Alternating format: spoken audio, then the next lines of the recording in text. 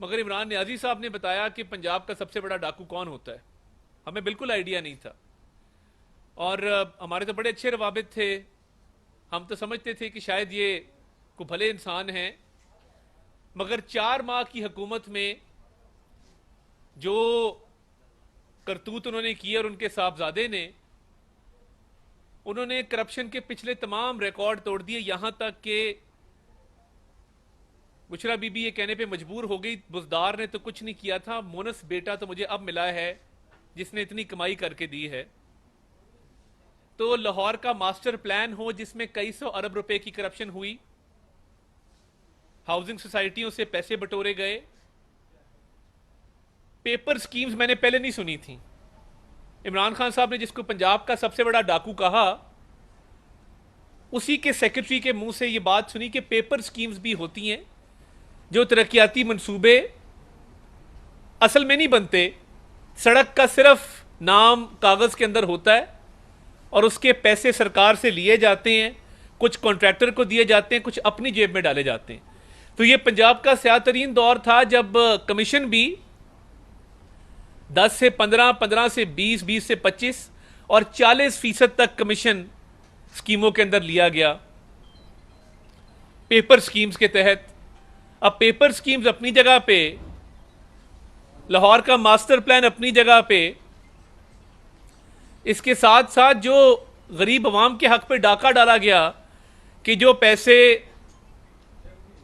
Welfare में जाते हैं, अवाम की फलाह और बहबूद के लिए इस्तेमाल होते हैं, वो तमाम पैसे भी पंजाब गवर्नमेंट जो थी वो गुजरात में लगा रही थी। गुजरात हमारा शहर है, हमें बड़ा प्यारा है, मगर कई सौ अरब रुपए वहां लगा देना। अब ये 2 तरह की करप्शन हो रही थी। एक तो ये था कि लाहौर के मास्टर प्लान में, जिसको लाहौर हाई कोर्ट ने ही कुलअदम करार दिया, उसको ख़त्म किया, जिसमें लाहौर का जो एरिया है उसमें ग्रीन एरिया ज़्यादा दिखाने के लिए शेखुपुरा के एरिया को ऐड कर दिया गया ताकि ब्राउन एरिया उसके तनासब से बढ़ाया जाए। अगर लाहौर में फ़र्ज़ करें 20% ग्रीन एरिया है तो शेखुपुरे का एरिया ऐड करके लाहौर के ग्रीन एरिया को 30% कर दिया गया ताकि ब्राउन एरिया बढ़ा दिया जाए जिसमें हाउसिंग सोसाइटियां बननी थीं। अब उसमें जिन लोगों की इर्रेगुलर हाउसिंग सोसाइटीज़ थीं, जिन्होंने एनओसी नहीं लिए थे, जिन्होंने मंजूरियां नहीं ली थीं, उनसे करोड़ों रुपया लिया गया कि आप पैसे लेके आए और अपनी हाउसिंग सोसाइटी लीगल करवा लें। लीगल से बहुत से हाउसिंग माफिया से पैसे लिए गए कि हम आपको ग्रीन एरिया ब्राउन करके देते हैं, जिधर कंस्ट्रक्शन की इजाजत होगी आप वो कर लें। अब ये लाहौर का मास्टर प्लान है जिसमें नैब ये कह रहा है कि उजलत में बनाया गया जो इन्वायरमेंट प्रोटेक्शन एजेंसी है, क्योंकि ग्रीन एरिया आपके मेरे बच्चों ने इन फिजाओं में सांस लेना होता है, तो ग्रीन एरिया 1% किसी भी शहर की वो डिस्टर्ब नहीं होनी चाहिए। तो इन्वायरमेंट प्रोटेक्शन एजेंसी का नोटिस जो है कानून के मुताबिक जो रिक्वायरमेंट थी उसको ख़त्म करके फौरी तौर पे करवा दिया गया। एलडीए की बोर्ड की मीटिंग उजरत में करवाई गई, जल्दी करवाई गई, क्योंकि कई सौ अरब रुपया पंजाब के सबसे बड़े डाकू ने लेना था। अब जब वो पैसा बटोर लिया गया तो साहबजादे जो हैं वो कह रहे हैं Parvez lies in pain moans in Spain. बुजुर्गी की इस हालत में अपने वालिद को तने तना छोड़ के जो बेटा बाहर अयाशी कर रहा हो, लंदन के महंगे तरीन होटलों में क़याम कर रहा हो, ऐशो इशरत की ज़िंदगी गुजार रहा हो, जिसका रोज़ाना का ख़र्चा कई हज़ार पाउंड का हो, उस पर क्या कहना कि जब बाप वज़ीर आला था तो मुकम्मल अयाशी यहाँ पे थी, जैसे ही बाप पर मुश्किल आई भाग दौड़े बाहर के मुल्क। तो ये जो परवेज़ इलाही साहब पे केसेस हैं ये किसी ने बनाए नहीं हैं, ये इनका अपना किया धरा है, ये इनके अपने करतूत हैं जो इनके सामने आए हैं। इस पर अफसोस ये है कि एक के बाद एक जब वो तहकीकाती इदारे की तहवील में हैं, जिस्मानी रिमांड पर हैं, उनको बुला के छोड़ दिया जाता है। ये तो इसी तरह है जिस तरह आप जाते हैं ना चौकों में, वो परिंदे उन्होंने रखे होते हैं, कहते हैं पैसे दो परिंदे आज़ाद करवा लो। ये तो मुझे उस तरह का कुकर्तव्य लगता है। कभी तारीख में नहीं हुआ कि किसी मुलजिम के लिए कहा जाए इसको घर छोड़ के आओ और तोड़ छोड़ के आओ और इंश्योर करो ये घर पहुंच जाए।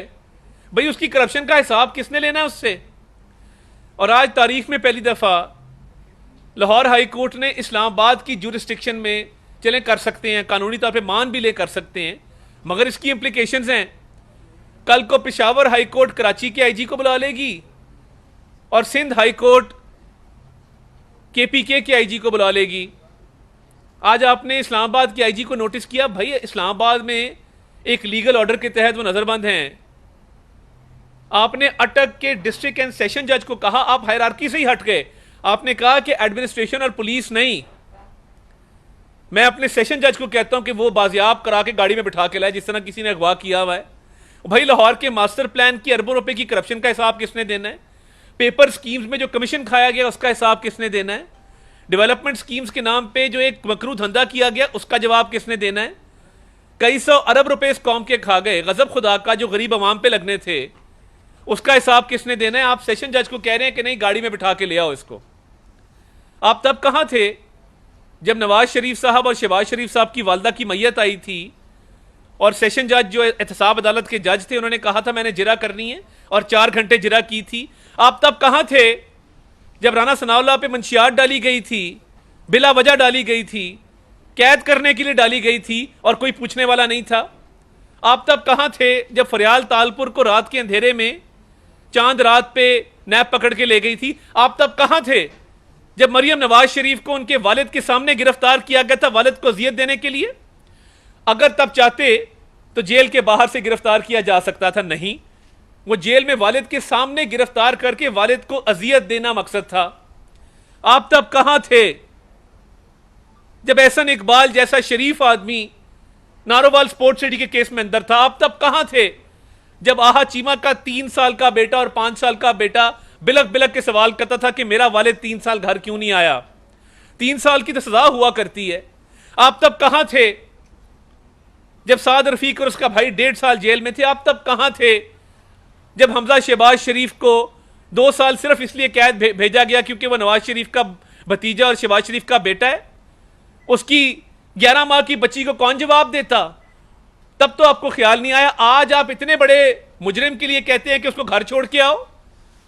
आज आप इतने बड़े मुजरिम के लिए कहते हैं कि मैं अपनी लाहौर हाई कोर्ट की ज्यूरिस्डिक्शन भी नहीं देखूंगा। मैं अटक के सेशन जज को कहता हूं कि इसको पेश कर दें। आज आपको इंसाफ याद आ गया।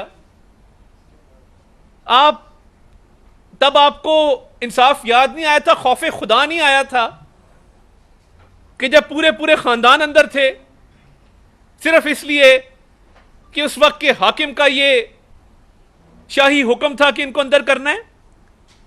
तब तो आपको इंसाफ याद नहीं आया, खौफे खुदा नहीं आया।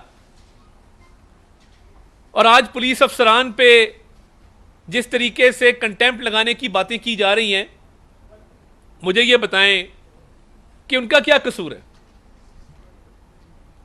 यानी एक पुलिस अफसर जो अपने फराइज निभाते हुए एक काम करता है, पुलिस अफसर का क्या कसूर है?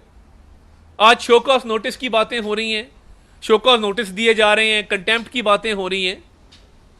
कंटेम्प्ट तो आप पे लगता है कि आपने अपनी ज्यूरिस्डिक्शन से हट के बाहर की एक ज्यूरिस्डिक्शन से एक आईजी को शो कॉज किया है।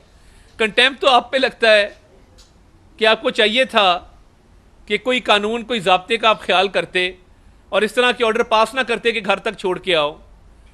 जब जब घर तक छोड़ने के ऑर्डर आएंगे और मुल्जिमान की पुष्टपनाही रोब्स पहन के बेंच पे मौजूद जजेस करेंगे तो फिर इंसाफ बिकेगा भी और इंसाफ बेतौकीर भी होगा। मैं बस इतनी सी बात आपके सामने रखना चाहता था जो मैं समझता था कि ज़रूरी है कि एक शख्स जिस पे करप्शन के संगीन इल्ज़ामात हैं उसको किस तरीके से out of the way relief दिया जा रहा है। बहुत शुक्रिया आपका। दादा साहब, इसमें क्योंकि हमें कोर्ट की जो एक इज्जत है, वकार जो है, उसको तो भरोसे खातिर रखना है। अब जो हाई कोर्ट के ऑर्डर्स थे उसमें ये लिखा था वाज़े तौर पे कि कोई भी अथॉरिटी, कोई भी इंटेलिजेंस एजेंसी, कोई भी पुलिस परवेज इलाही को गिरफ्तार ना करे और पुलिस की तहवील में ऑर्डर हुआ था कि आप इनको छोड़ के आए। तो ये चले आपकी तनकीद अपनी जगह, लेकिन कहीं कोर्ट की जो ठीक, बड़ा अच्छा सवाल है साहब आपका। जी बिल्कुल, अगर परवेज इलाही साहब निकलते ही किसी शख्स को गोली मार देते, कत्ल कर देते, तो क्या ये बहाना लिया जाता कि कोर्ट ने कहा था कि घर छोड़ के आना है तो रास्ते में ये रेप करें, ये डकैती करें, ये चोरी करें, ये अगवा करें, कोई ना पूछे। अगर भाई वो किसी और केस में मतलूब हैं या उनका कोई और डिटेंशन ऑर्डर है, ये ब्लैंकेट ऑर्डर अब बंद होने चाहिए। ये नहीं हो सकता कि आप किसी भी शख्स को कहें ये आज भी बरी, ये कल भी बरी, ये परसों भी बरी, ये आने वाले 2 महीनों के लिए बरी है। इस तरह के ब्लैंकेट ऑर्डर दुनिया में कहीं नहीं होते। जो यहां पे लूट सेल लगी हुई है और थोक के हिसाब से ऑर्डर दिए जा रहे हैं, एक शख्स मतलूब है तो पकड़ा जाएगा। ये तो नहीं हो सकता ना कि आप कह दें कि किसी भी केस में नहीं पकड़ा जाएगा। ये कानून के साथ, कानून की हुक्मरानी के साथ मजाक है कि आप ब्लैंकेट कवर दे दें, ब्लैंकेट बेल दे दें, ब्लैंकेट रिलीफ दे दें और उसके बाद कहें कि जी इसको कोई नहीं पकड़ेगा। तो ये ऑर्डर था ही नहीं जिस पर अमल दरामद होता। और मैं ये समझता हूं कि इस्लामाबाद के डिप्टी कमिश्नर का एक legally valid carried out order था जिस पर अमल दरामद कराया गया है। सर ये बताएं, आप हमेशा अदालतों पे तनकीद करते नजर आते हैं, उनके फैसलों के ऊपर जो भी पार्टी एग्री होती है वो अदालतों पे तनकीद करती है। सर आप हुकूमत में रहेंगे, आप मुझे ये बताएं कि आपने इस अदलिया जो 140 नंबर पे इस वक्त मौजूद है उसकी बेहतरी के लिए क्या आपने ऐसा काम किया जिसमें जैसे आप कहें आप क्रेडिट लें? सबसे पहले 2008 में शहबाज शरीफ साहब की हुकूमत आती है पंजाब के अंदर। सेशन जजेस की तनख्वाहें, सिविल जजेस की तनख्वाहें 10 गुना बढ़ा दी गई थीं, उनको गाड़ियां दी गई थी। जिन लोगों ने पंजाब में रिपोर्टिंग की है वो जानते हैं कि बजट में इजाफा कर दिया गया था कि जुडिशरी में एक पॉजिटिव चेंज आए, पहली बात। दूसरी बात, जब भी हमारी गवर्नमेंट रही है, क्योंकि ये इंतजामी अमूर चीफ जस्टिस साहिबान के हवाले होते हैं, जितना बजट चीफ जस्टिस साहिबान ने मांगा है उससे बढ़ के उनको मिला है, जितनी मराद चीफ जस्टिस साहिबान ने मांगी हैं उससे बढ़ के उनको दी गई हैं। अब करप्ट नासिर की निशानदही करना भी तो हमारी जिम्मेदारी है ना। अब जस्टिस मज़ाहिर अली अकबर नकवी साहब आज भी बैठे हैं, उनके खिलाफ जो रेफरेंस दायर किया गया था वो समाअत के लिए मुकर्रर ही नहीं होता, यानी उसका तरीक़ेकार ही कोई नहीं है कि उसको समाअत के लिए किसने मुकर्रर करना है। 40 करोड़ का प्लॉट 10 करोड़ में ले लिया और उसकी भी पेमेंट किसी थर्ड पार्टी ने की है और जिससे खरीद रहे हैं वो एक दिन पहले खरीद रहा है, फजिंग की गई है, लेयरिंग की गई है, कोई पूछने वाला नहीं है। उनके दोनों बेटे जिसने लॉ कॉलेज से फारिग हुए हैं, मेरी तो पहली जो मुझे एक केस की फीस में 47,000 रुपया मिली थी, 15-15, 20-20 लाख की रिटेनरशिप मिली हुई है। क्योंकि ये जज साहब के बेटे हैं तो तमाम सरकारी इदारे पाबंद हैं कि इनको महीने की रिटेनरशिप देनी है, फीस देनी है। उनके पैनल के ऊपर है, बड़े बड़े बैंकों के पैनल के ऊपर हैं, LDA के पैनल के ऊपर हैं, हाउसिंग डिपार्टमेंट के पैनल के ऊपर हैं। ये तो ब्लैकमेलिंग करते हैं सरकारी इदारों को कि हमारे बच्चों को फीसें दी जाएं। जब पेश होते हैं तो यूं मुंह ऊपर करके कहते हैं अंकल रिलीफ दें। अब सामने बैठा अंकल है, वो रिलीफ किस तरह रोकेगा? यही कहानी एक हमारे इधर भाई की है, गुलजार साहब का दामाद था अबू जर सलमान खान न्याजी साहब, आजकल टीवी शीवी पे भी आते हैं। सिर्फ गुलजार साहब के दामाद होने की वजह से उसको लॉन्चिंग पैड मिला, वरना हम जानते हैं ना कि कितना जो है वो महारत थी और कितनी जहानत थी। तो ये सिलसिला बंद होना चाहिए। हमने तो भरपूर कोशिश की कि हम अपने दौर में ये काम करें, मगर देखिए अदलिया पे तनकीद बिला वजह नहीं है, बेजा नहीं है। हम दलाइल से बात करते हैं, शवाहिद दे के बात करते हैं, सबूत दे के बात करते हैं। हमने तो भुगता है और मैं एक ऐसा शख्स हूं जिसका ख़ानदान का ताल्लुक अदलिया के साथ रहा है। मुझे तो दुख होता है ये बातें करते हुए, मगर आप मुझे बता दें कि जब इंसाफ का ये हाल होगा कि सन इन लॉ और मदर इन लॉ बताएगी कि किसको रिलीफ देना है किसको नहीं देना, एक तरफ दामाद है एक तरफ सास है, तो चल गई कोर्टें फिर आपकी।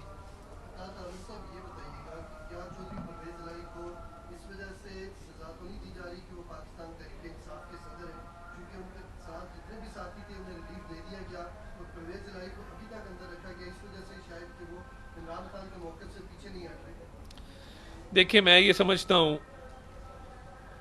कि परवेज इलाही साहब ने जो करप्शन की है, या तो वो कोई एमनेस्टी ले लेते या कोई NRO ले लेते या इमरान खान साहब को कहते कि ये कई सौ अरब रुपए की करप्शन मुझे माफ़ कर दें, फिर तो बात थी।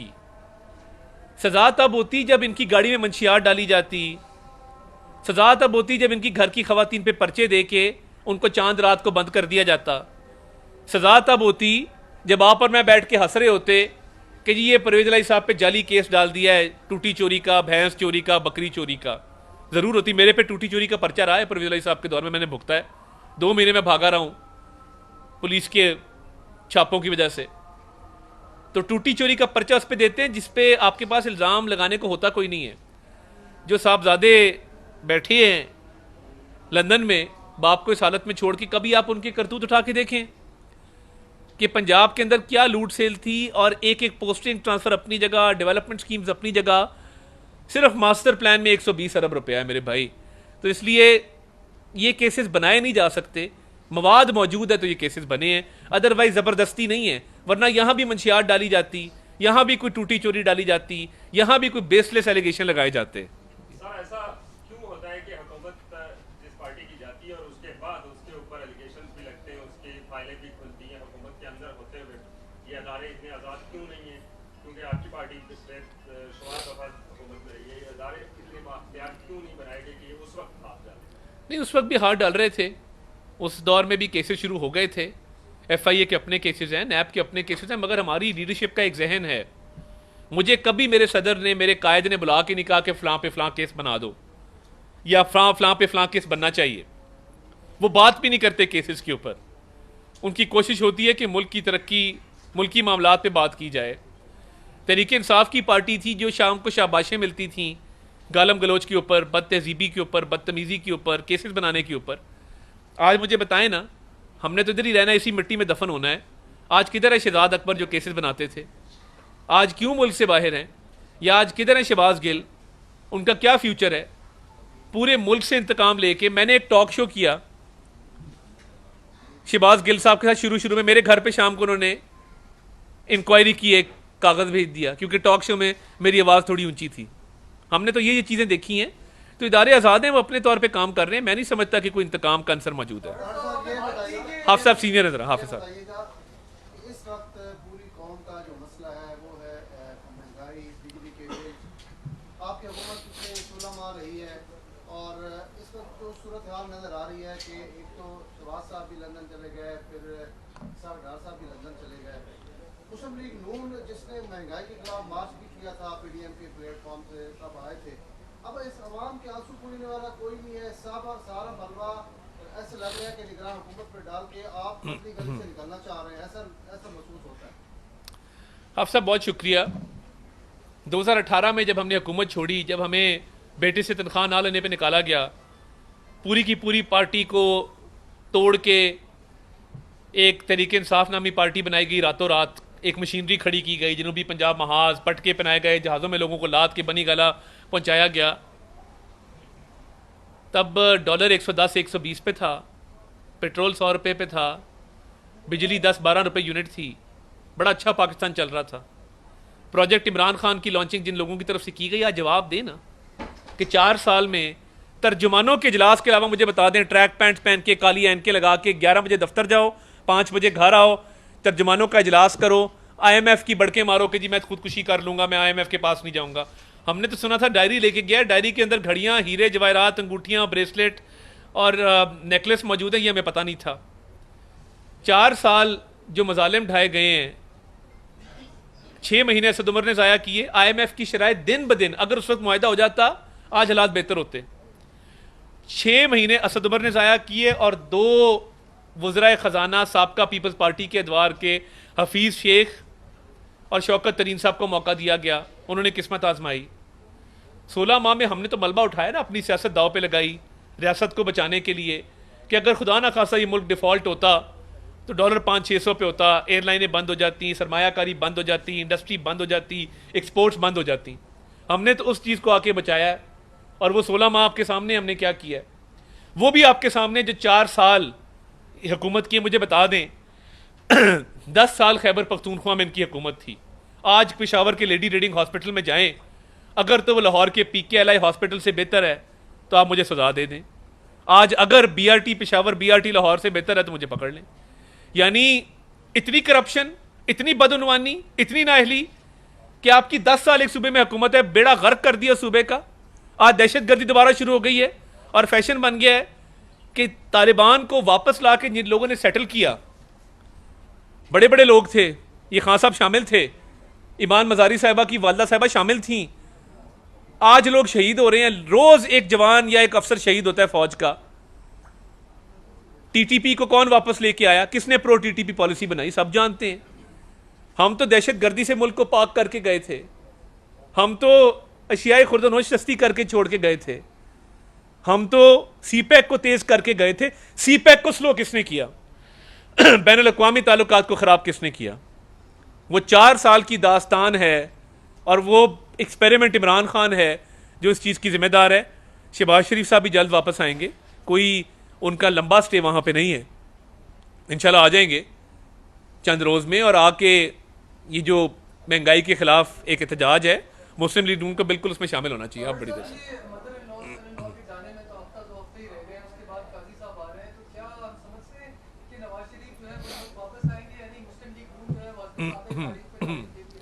नहीं, देखिए मैं नहीं समझता कि नवाज शरीफ साहब की वापसी का ताल्लुक किसी भी चीफ जस्टिस के टेन्योर के साथ है। 15 अक्टूबर की डेट अनाउंस की गई है, मुशावरत के बाद की गई है, और मैं कोई इस पे बात नहीं करना तब तक चीफ जस्टिस कोई आ रहे हैं। बट 16 सितंबर इस मुल्क में एक अहम दिन होगा, एक स्याह दौर का ख़ात्मा होगा और एक जो कानून की धज्जियाँ बिखेरी गई उस दौर का ख़ात्मा होगा। बहुत शुक्रिया जी।